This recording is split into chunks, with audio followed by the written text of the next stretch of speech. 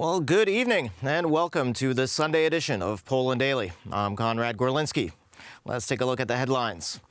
Well, today is the 263rd day of the war, and Kherson had been under Russian occupation for 255 days. Although there's no water or electricity in the city, and Putin's thugs have mined everything, Kherson has been celebrating for 3 days straight. The internet is full of videos showing the elation and joy with which residents have greeted their liberators. Recorded with phones, these short amateur videos are a death blow to the Kremlin's propaganda. It's impossible to continue the story of what a blessed boon Ruski Mir was for the Ukrainians. It's no longer possible to tell them that it was him they wanted and waited for. That's why there was fear and rage in Moscow. The search for heads to roll is on, and mutual accusations are spreading even through the state propaganda media. During the standard annual technical inspection of the roof steel structure, a defect in one of the elements of the steel rope structure was discovered. As a result of the discovery of the defect, after immediately obtaining the recommendation of the contractor of the structure in question, the Stuttgart-based company SBP, as well as its contractor, the Italian company Cimolai. After the recommendation of experts and out of concern for safety, the operator of PGE Narodowy has decided to temporarily take the stadium out of service. Design solutions to secure the stadium and repair the fault are expected to be presented on Monday. A connector between one of the cables that holds the spire and moving roof to the fixed roof has been damaged. The designers, together with the contractor and our team, have developed a plan to reinforce this damaged connector with additional elements, such as bypasses. Now, the design documentation is being prepared. Elements are being sought to make this connector. We'll have more information on Monday. All indications are that the defect was caused by a material defect that only became apparent after a decade, or by a previously unseen load that breached the structure. This connector, according to calculations, should be able to withstand 4 times the load that's currently there. This has caused experts to think that it was one of these 2 elements that influenced it to start cracking. According to experts, the defect threatens the structure of the stadium. Therefore, the decision to close it was made immediately. We're working with exactly the same people who built and designed and commissioned this stadium 10 years ago. These are people who know this project well, and their indication was very clear. Immediately close and do not let people in there. As I understand it, the risk of a construction disaster, in their opinion, does exist. Due to the decision of the stadium authorities, the friendly match that the Red and Whites was to play against Chile on November 16th will be played at Warsaw's Legia Stadium instead. Ticket sales for the Poland-Chile friendly match, which has been moved from the PGE Narodowy to Legia Warsaw's Marszałek Józef Piłsudski City Stadium, will begin in the morning hours of Tuesday, November 15th. Warsaw's Legia Stadium offers fans far fewer seats than the National Stadium, and as a result, not everyone interested will be able to watch the match from the stands. The Polish Football Association assures that anyone who purchased tickets for the match will receive a full refund within a month. Well, Donald Tusk seems to be a Midas in reverse. Right before our eyes, his flagship buildings are collapsing. The National Stadium, erected for a horrendous sum of money, is crumbling. But it's not only this stadium and various other spectacular investments of his that are crumbling before our eyes. Tusk's image as an effective politician is also turning to dust.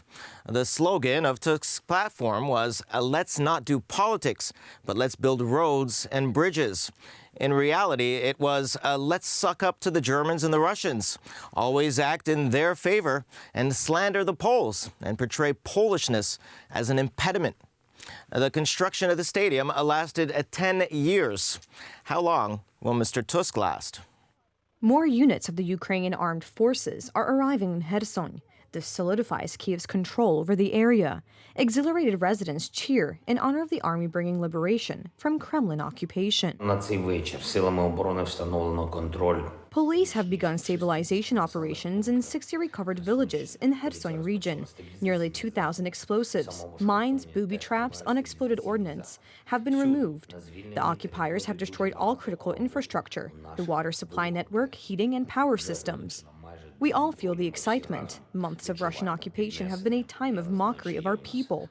We have heard that Russia has occupied the territories supposedly forever. Today, there are plenty of Ukrainian flags flying in the streets, drifting in the wind like a waving yellow-blue sea.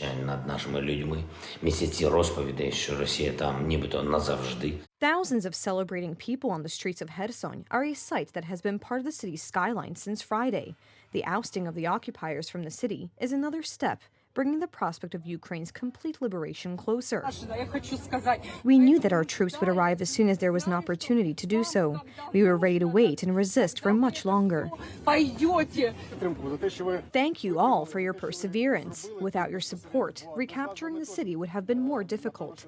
Your faith in the Ukrainian armed forces gives us encouragement. Rest assured, everything will be fine. We will rebuild everything.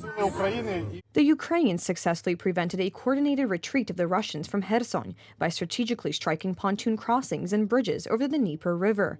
Cutting off the Russians on the west bank of the river prevented the evacuation of military equipment, which was seized by Ukrainian forces after the Russian infantry retreated. Some of the vehicles will be reused after technical overhaul. We are glad to see the Russians being pushed back beyond the Dnieper River. According to our findings, their positions have moved even further out the range of HIMARS fire. In the liberated localities, we are carrying out stabilization activities involving demining of explosive charges left by the Russians. We have taken 2 generators and drinking water and humanitarian aid to Snihurivka, where there is no electricity. It will still take time to treat the water and repair the power infrastructure. The front line in the Kherson region ran between Mykolaiv and Kherson. The tense situation in this section threatened residents of both cities.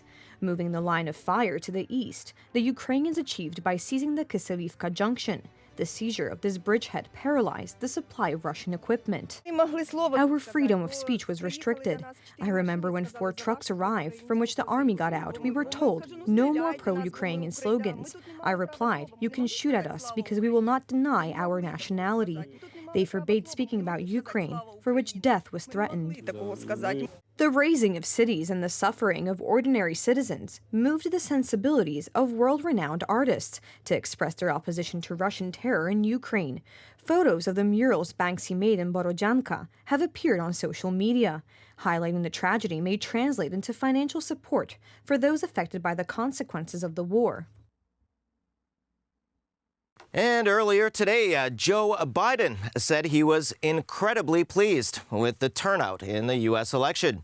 All the votes have been counted, and it's now official that the Democrats have indeed clinched control of the Senate.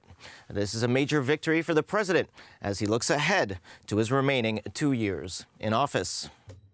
Speaking to reporters in Cambodia ahead of an East Asia summit, Biden said the turnout was a reflection of the quality of candidates his party was fielding after Senator Catherine Cortez Masto was projected to win re-election in Nevada, narrowly beating Republican challenger Adam Laxalt. A Democratic victory in a Georgia runoff next month would then give the party outright majority control of a 51-49 Senate, while a Georgia defeat would still keep Democrats in charge of a 50-50 Senate, with Democratic Vice President Kamala Harris able to break tie votes.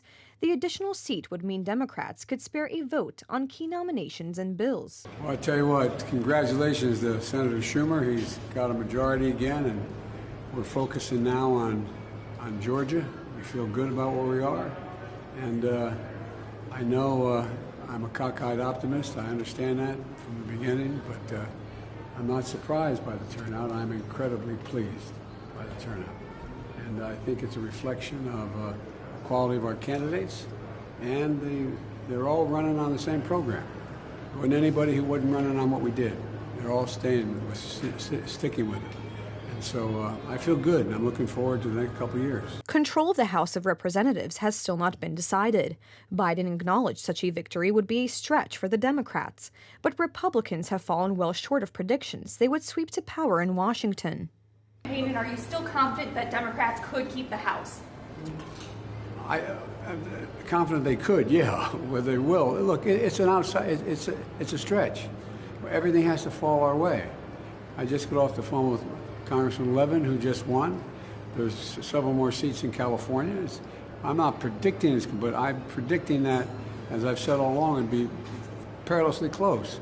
We can win it. Whether we're going to win it remains to be seen. Thank you all. And finally, yesterday at Warsaw's Hybride event space, a gala was held for Marcin Wolski, a celebrated publicist, satirist, and writer whose creative temperament is so great that a separate program is needed to cite only the titles of the books that he wrote. Let's take a look at how his life's work was celebrated last night.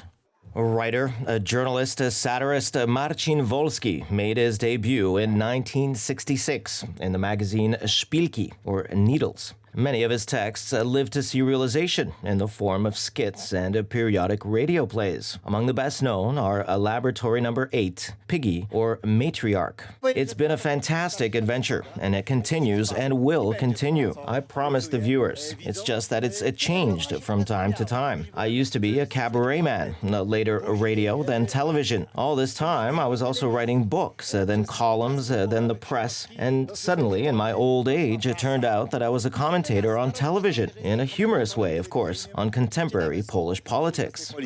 Co-author of the program Polish Zoo, as well as the famous New Year's Cribs, which depicted the Polish political scene in a distorted mirror. A Saturday evening was the perfect opportunity to thank him for his work so far and to extend wishes to the jubilarian, which were also conveyed by Prime Minister Mateusz Morawiecki. Thank you, a very heartfelt thank you indeed for your wisdom imbued with faith in the victory of good over evil. May you continue to serve Polish culture, Polish society, as you have done so far. This special evening was hosted by editor Magdalena Ogórek and editor-in-chief of Gazeta Polska and Telewizja Republika, Tomasz Sakiewicz. I remember a time when you would turn on the radio just because Marcin Wolski was on. It was just something different. It was just some kind of respite from the terrible, ugly, grim communist reality. Guests of the gala received gifts of books written by Marcin Wolski, like Międzymorze and the Warsaw Sentimental Orchestra performed after the official ceremony. Hardworking, talented, has a huge audience. Outside of the cabaret business, of course, he writes books of alternative history. So he's a man who's certainly well-trained, educated, and has lived his whole life in cabarets, just like me. I still remember as a little boy, I used to come to the Stodoła for such a cabaret, 60 minutes per hour. It used to be on the program 3 of the radio, that you could listen to it. And then during martial law, you could only watch it in student clubs. Marcin Wolski has won many awards for his satirical texts. He was nominated 3 times for the Janusz Andrzej Zajdel Award for his satirical works of science fiction. In 2009, from the hands of the Minister of Culture and National Heritage, he received the gold medal meritorious to culture Gloria Artis. Well, as always, thanks very much for tuning in with us. Please stay with us for Poland Daily Weather, Poland Daily Business, and other programs. But from me, it's have a wonderful week ahead.